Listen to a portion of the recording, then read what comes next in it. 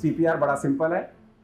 CPR is cardiopulmonary resuscitation. इसका एक simple formula है, मरने के 10 मिनट के अंदर अर्लियर द बेटर, कम से कम 10 मिनट तक लॉन्गर द बेटर, 10 × 10 कम से कम 100 पर मिनट की स्पीड से अपनी छाती पीटने के बदले मरे हुए आदमी की छाती पीटो। इससे आप एक मरे हुए इंसान को जिंदा कर सकते हैं।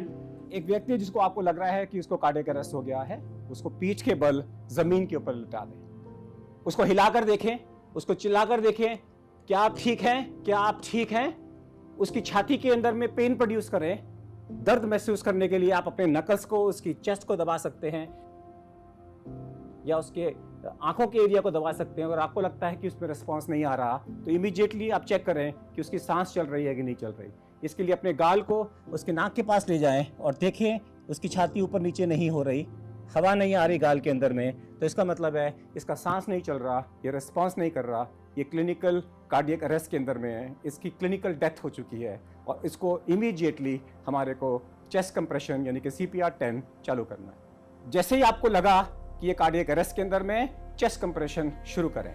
इसके लिए व्यक्ति के पास उसकी छाती के ठीक सामने घुटनों के बल ऐसे बैठे हैं जैसे कि मैं बैठा हुआ हूं। हथेली के निचले हिस्से को छाती के बीचों बीच की हड्डी के ऊपर लेकर आएं। छाती के बीचों बीच का मतलब है कि दोनों निपल्स के बीच की लाइन। अपने दूसरे हाथ को इंटरलॉक करते हुए पहले हाथ के ऊपर रखें, अपनी कोहनी को सीधा रखें और अपने कंधों को छाती के बीचों बीच ऊपर की तरफ लेकर आएं और फिर compress hard and compress fast. छाती को कम से कम 5 सेंटीमीटर या 1.5 इंच तक दबाएं 100 प्रति मिनट की स्पीड से। इसको दबाते वक्त में हाथ को ऊपर उठाने की जरूरत नहीं है, लेकिन हाथ को ऊपर तक आने दें ताकि छाती पूरी की पूरी रिकॉइल करे। और इस कंप्रेशन को तब तक चालू रखें जब तक मेडिकल हेल्प ना आए या इलेक्ट्रिक शॉक मशीन ना आ जाए या फिर मरा हुआ व्यक्ति जिंदा ना हो जाए, यानी कि हिलने लगे, बोलने लगे या सांस लेने लगे, तभी आप रुकें, नहीं तो इसको आप चलता रहे कम से कम 10 मिनट तक जरूर करें। अगर आपके पास में इलेक्ट्रिक शॉक मशीन अवेलेबल है तो CPR 10 से पहले आप 2 इलेक्ट्रिक शॉक उसको दीजिए उसकी छाती के अंदर में।